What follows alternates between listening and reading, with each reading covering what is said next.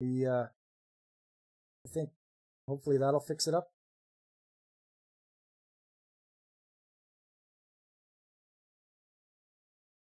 There we go. How's that? Is that better? Thanks to Godzillionaire. I thought I had everything straightened out, but apparently not. Damn thing. Anyway. Cool watching the streams flip. There we go. Anyways, there we got, like I said, after the shortage of automotive technicians, we now have something that happened. And look at that, even a flat tire. So I don't know what was going on here, but whoever was driving this is not allowed to drive this truck anymore, because that's what happens if you get into stuff like this on site. If you have, contact with machinery or something with the truck you're driving or anything like that, they're probably going to keep you from driving that ever again. You just saw the comic stream was still live. Yeah. My mistake. I thought I had everything sorted out to stream a new stream, but thanks to Godzillionaire saving the day. I wondered where everybody was. Geez, it's awful lonely in here. Let's get a better view of it from here. As you can see, he really peeled into that door skin. Like that's bad. You really dug in there like a can opener. So, and this was a rental too. So this was a rental truck. Well, you've pretty much just bought this truck now. The amount of money you have to put in to get it repaired to the rental place. Ooh. Yes, Joseph, everyone's favorite kaiju, Godzillionaire. Not getting your deposit back on that one. No. Like, as you can see, that dug right in there. You can even see the cross beam in the door. And you can see what color the bin was that he ran, the steel bin he ran into, green. And then back there, oh, just terrible. Once again, this is a side-by-side, and it had a close call, it looks like, with something on the fender. Not as bad as that other one, and it didn't have to be like, it wasn't rental or anything, so that's okay. But here's another thing. You're using a scissor lift, and I think what we did is we let somebody borrow it, a contractor, and it came back to us like this. Well, that bar is not supposed to be bent like that. And it's like, well, what happened? It's just pictures of battery. Well, look what happened. This is the slide out portion of the front of the scissor lift. This is not supposed to be up and have that big of a gap underneath it. But the guys that were like, look at this. This is supposed to keep it captured, this piece of angle iron, and it's got pushed out of its track. So what I think happened is they must have been up in the air with this thing sticking out, and then they came down on something and just came down hard and fast, and it just pushed it right out of the track. But that's not right. That doesn't look right. And now this thing's out of commission until it can get recertified again. So it has to get sent back to the equipment rental. At least there's no blood stain. Yeah. I don't want to have to clean that off. But this has to go back to the dealer. They have to put it together and fix it and recertify it, if possible. It's just amazing that it happened. And yeah, I got a better front shot. I tried to look right in there to see. And yeah, look at that. That is not supposed to be up like that. That is a terrible angle that it's on. It's supposed to be nice and flat. And there's no way. We'd have to remove these bolts here move that, try to push this back down into place. I don't know if we even could, but then we wouldn't be allowed to use it anyway because it would be not certified after an accident. So, you know, there always has to be an investigation and all that.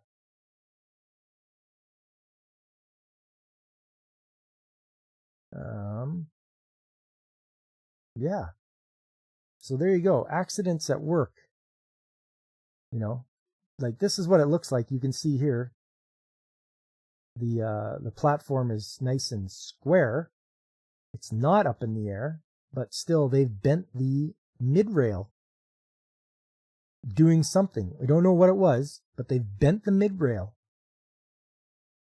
Which goes to show you, if you can help it, don't lend your stuff out to contractors. They are not going to take care of it like you are.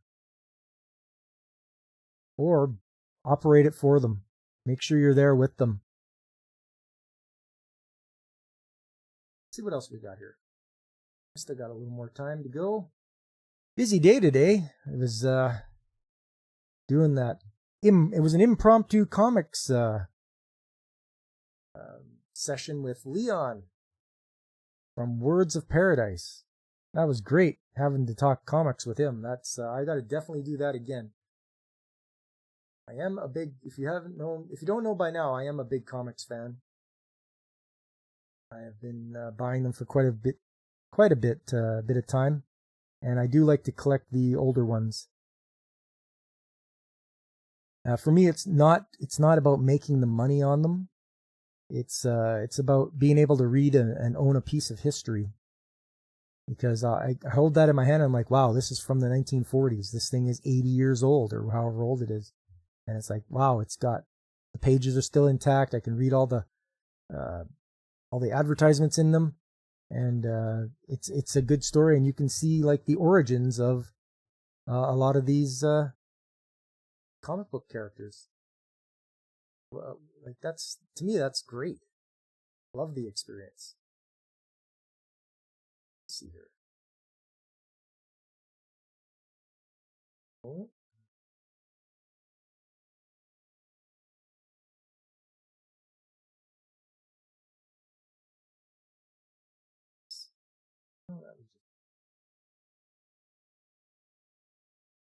Yes, I'm just looking up to see what I got here for you guys.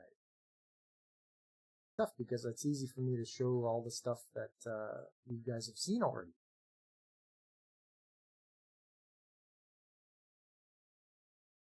Oh,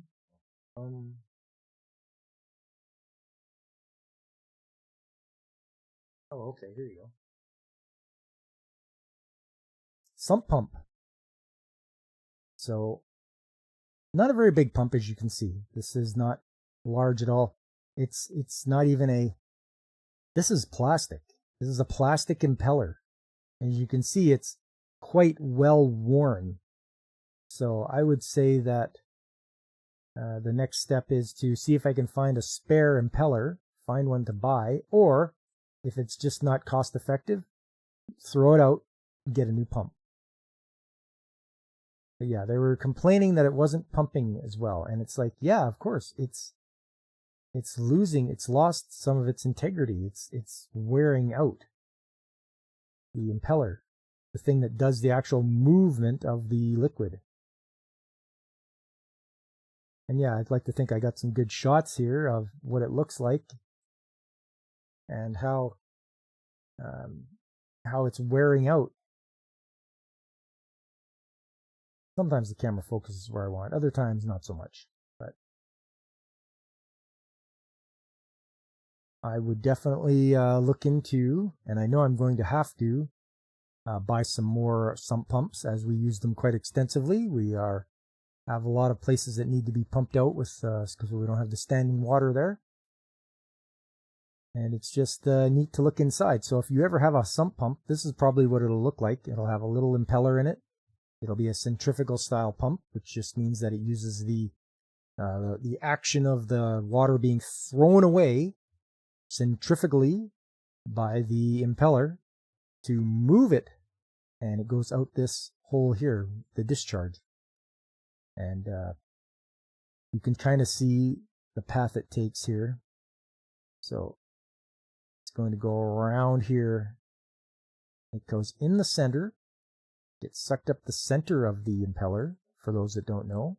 The impeller spins at a fast speed, usually 1700 revs, sometimes 3400, depending on how it's set up for a motor.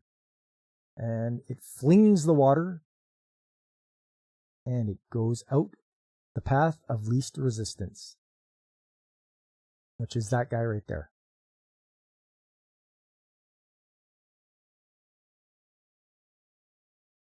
You've had to give so many pump training classes back in the day. Am I getting it right, though, Godzillionaire? I don't want to steer anybody wrong. I know if you've taught the classes, let me know if I'm not explaining it good enough.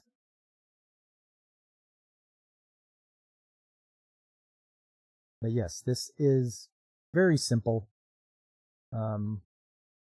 Just your simple sump pump.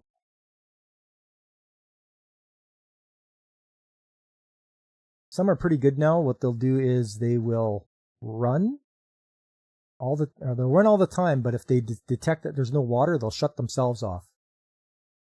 So once they sense that there's no water, they will shut themselves off to save them, because you don't want these to run dry. That'll kill a pump. You run a pump dry, overheats, it cooks itself, and that's the end of that. You're throwing it out. So they've gotten better as far as the technology is come on. I got it. Thank Godzillionaire. I like to think I know what I'm talking about. So yes, darn, I don't have that picture of the pump I wanted to show you guys.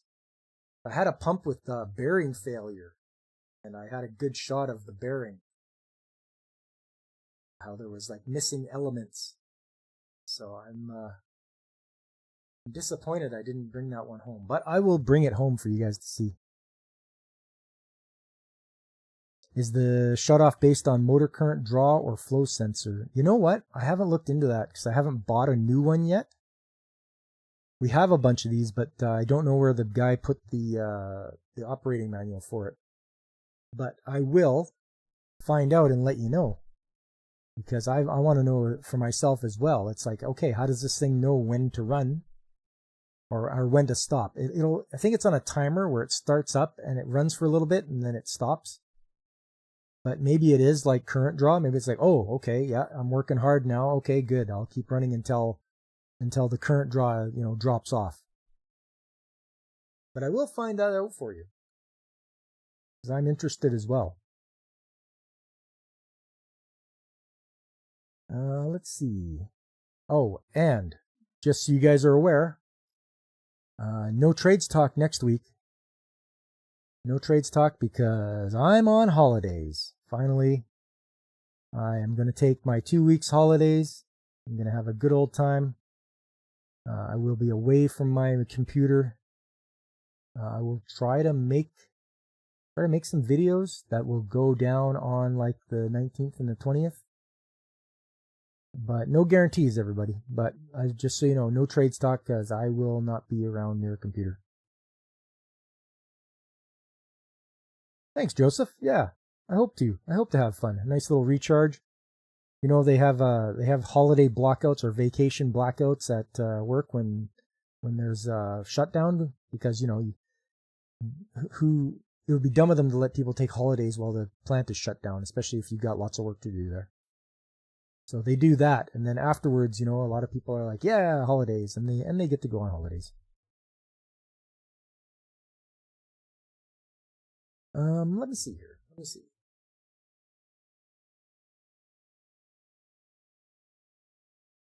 Ever show you this, guys? So this, I think you can see it on the screen. Yep, there it is. This is a sulfur hose, a molten sulfur hose. The thing it's plugged into or discharges into is a sulfur pit. So molten sulfur at 300 degrees Fahrenheit is being stored in this underground pit. it's a heated pit. There's a hot oil element that runs through there, and it heats it keeps the sulfur liquid so it can get pumped. So this hose, I believe, is a brand new one I had to buy. And they call it an acid suction hose because it will put up with the acidity of the molten sulfur and the heat from it as well. And it seems to last quite a while. Our old one was wearing out, and they needed a replacement. So I'm like, okay, no problem. I will find a replacement. And I got one. And yes, that's where it sits. It hooks up to there's tanker trucks that come in. It has a cam lock on it that connects to the truck, and then it goes into the top of the pit. And I have to actually do a refit on this, which I will show you guys pictures later of this connection going in. I have been tasked with improving it so that no water gets in, and it's going to be a little safer. So I will show you the before pictures right now of what it looks like, and I will have after pictures as well of what my improvement is on this, and you guys can tell me if you think it's an improvement. Oh, and here's the sulfur pumps in the background. So there's that one there and that one there, and these guys, one recycles the molten sulfur back into the pit. It just makes a nice loop here, loops it back into the pit, and the other one pumps it into the process. And it pumps it out in these pipes, and it goes into the process to be made into hydrogen sulfide. So yes, that is what that is all about. A molten sulfur hose going into a molten sulfur pit. And I hope to have the improvements for it done as I have our contractors building a proper connection point, and I will have to drill and tap holes. So it will be a fun time, and it's an improvement. So you can always point to your safety guy or your manager and be like, look, I've made an improvement. I've made it safer. I've made it so that water will not get into the sulfur pit anymore. Because if you have water get into molten sulfur, you make sulfuric acid, which eats everything. So the more moisture we can keep out of here, the better. Because as you can see, this lid looks very new, because it is. Our old one was getting eaten by the sulfuric acid. So yes, something you have to take into account when you're doing things like that. If you get an unexpected reaction, as in the water mixing with the sulfur and making sulfuric acid, you have to make sure you're not just using regular carbon steel. You want to use something like stainless steel, which is a little more robust against corrosive sulfuric acid.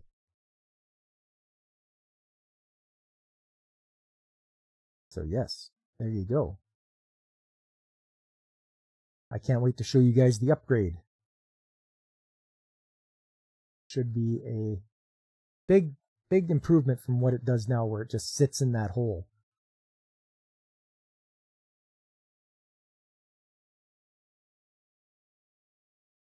Anyway. Well, it was a rocky bit of a start for us here. I'm glad Godzillionaire came to the rescue, telling me that I was on the comic stream still.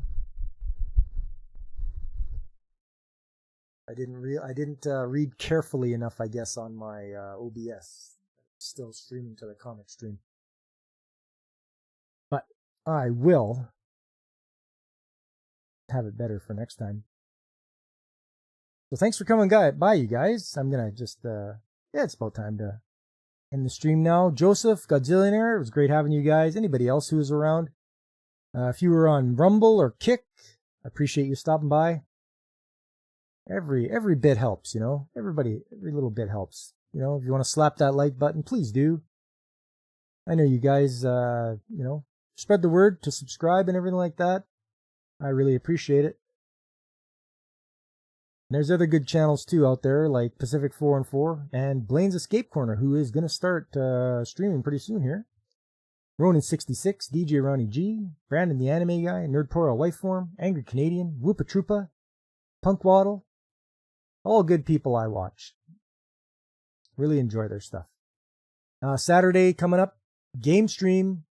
I want to beat Superstar Saga. I know I have to get through this castle. I've got, so I found the castle. I know where to go. I know I got to go. Almost your bedtime, 10 p.m. Eastern. Wow. Yeah, 10 p.m. Eastern.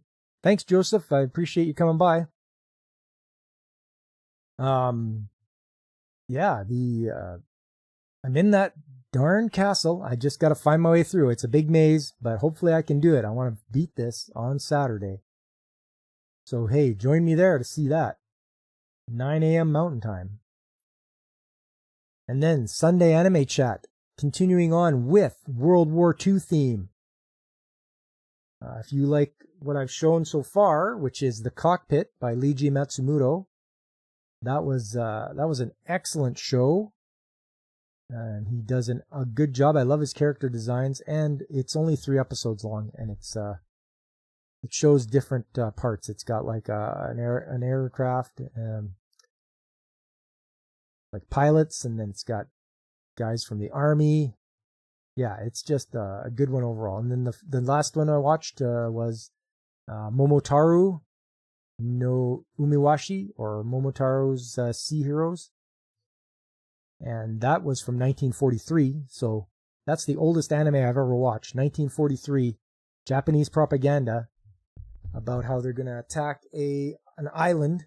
They call it Demon Island, you know. So it's something else, all right. A hand-drawn animation, might be rotoscope some places, might be a bit of live action mixed in. It's hard to tell sometimes, like they've used models or something like that. It's hard to tell, but I thoroughly enjoyed that. And next up on this Sunday, going to be a new one from World War II. Please stop in and see how it goes. We should have a good time. And then after that, it's holiday time. And I will be gone for 2 weeks. But I will only miss 3 of my streams. So it should be okay. Should be fine. I look forward to seeing you guys on Saturday. I hope you join me. Until then, I've been Pop, and I am signing off. Being an amateur historian, you love World War II anime on Sundays? Ah, nice. You're just like me. Amateur historian. Alright, guys. Until next time, take care.